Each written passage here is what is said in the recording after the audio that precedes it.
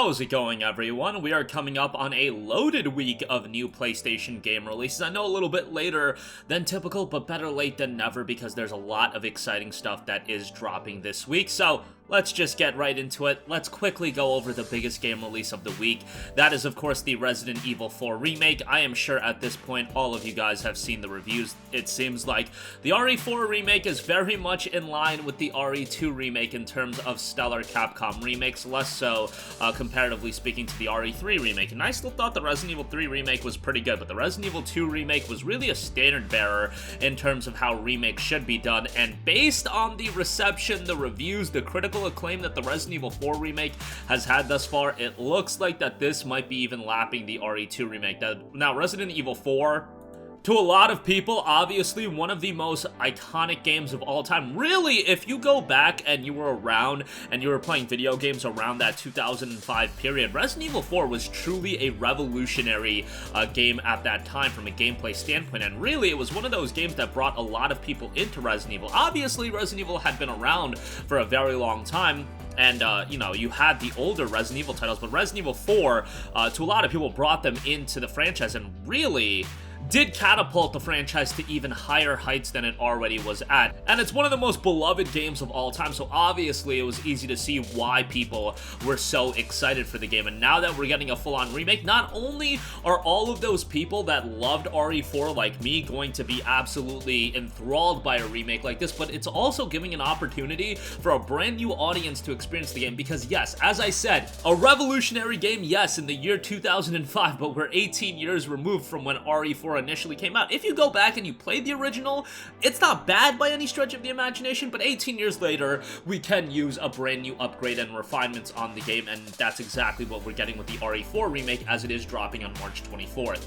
Next up, I do want to highlight, while not a new release, the Sonic Frontiers update that is coming. The Sight Sounds and Speed update is a very notable update, and it's a free update at that I think a lot of people that either have the game or they're planning on picking up the game at some point definitely should know about. Now, it is the first of 3 Sonic Frontiers content updates that are all scheduled to come in 2023. This update in particular, new challenge modes. After completing the main story campaign, you can now access new challenge modes, Cyberspace Challenge and Battle Rush via the title screen. The Cyberspace Challenge is a time attack mode where players will compete against the clock to complete multiple cyberspace stages in a row. Additionally, Sonic Frontiers will offer a Battle Rush, a timed battle mode where you can fight multiple enemies, guardians, and titans on the go. A photo mode.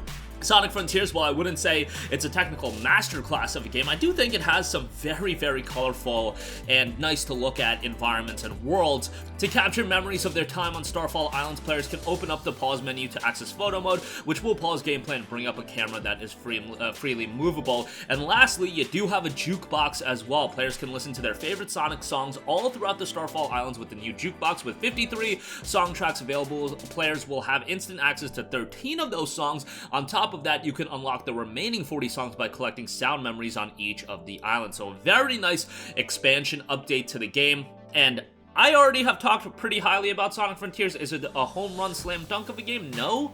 But as I've mentioned in the past, Sonic fans will take what they can get in terms of pretty decent games, and that's exactly what we're getting with Sonic Frontiers and what we have gotten. And it was a pretty good game, and now it's getting even better with the Sight Sounds and Speed update. Next up, we have a brand new title that will be coming to PlayStation Plus Extra later today, and that is Tchia, a tropical open-world adventure. Climb, glide, swim, and sail your boat around beautiful archipelago in a physics-driven sandbox. Take control of any animal or object you can find and jam on your fully playable ukulele. Now, this is gonna be PlayStation Plus Extra day 1. The game is out today. It is coming right to PlayStation Plus Extra, so this is something I definitely want to see more of within Plus Extra. I get it that Plus Extra is never gonna be what Game Pass is gonna be, at least nowhere in the near future.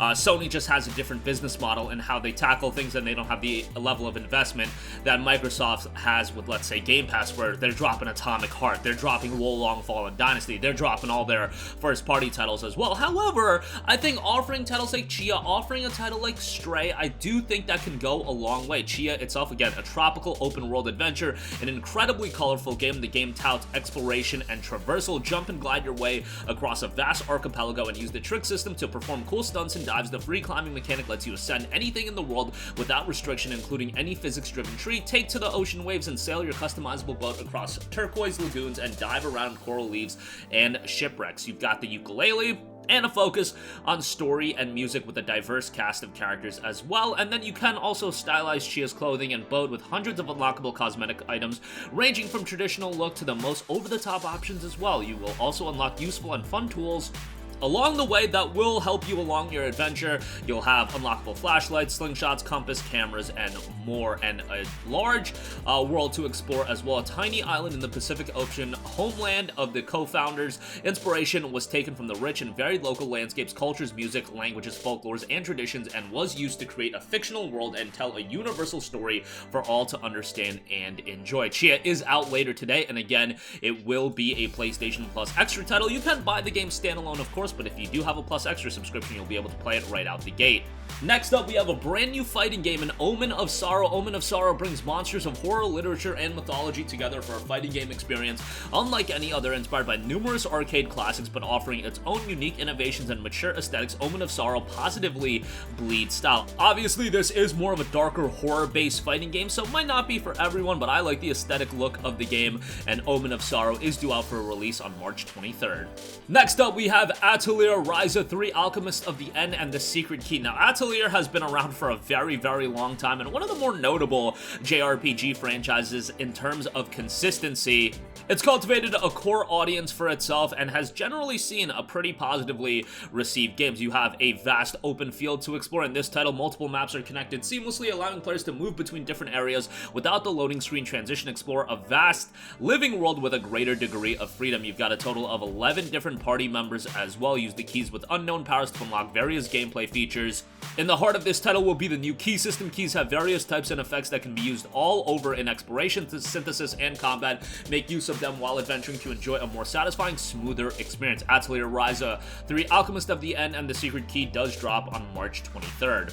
Next up, we have Ubisoft's The Settlers' New Allies. True to its almost 30-year legacy, this new entry in the series combines in-depth build-up experience with real-time strategic battles. Choose among 3 unique factions and explore this whole new world powered by state-of-the-art graphics. Your settlement has never looked so lively. You've got several new updates to the game. Obviously, a game that genre-wise might not be for everyone, but you do have 3 unique factions and explore a whole new world powered by state-of-the-art graphics, and you'll have a much more to do with the newest title. Settlers New Allies hits PS4 and PS5 on March 23rd. And lastly, we have a brand new over-the-top bullet hell title, Flashout 3. Flashout 3 has been out on PC going back to September of 2022. Now it makes the transition to PlayStation 4 and PlayStation 5. Flashout is back where high speed meets high stakes, where unforgiving combat, loud electronic music, and addictive boosts of adrenaline mix up to separate winners from losers, where gravitation is nothing more than an empty word. Take part in an exciting head-to-head fight to the finish. A mostly positive reception on Steam thus far, and now Flashout 3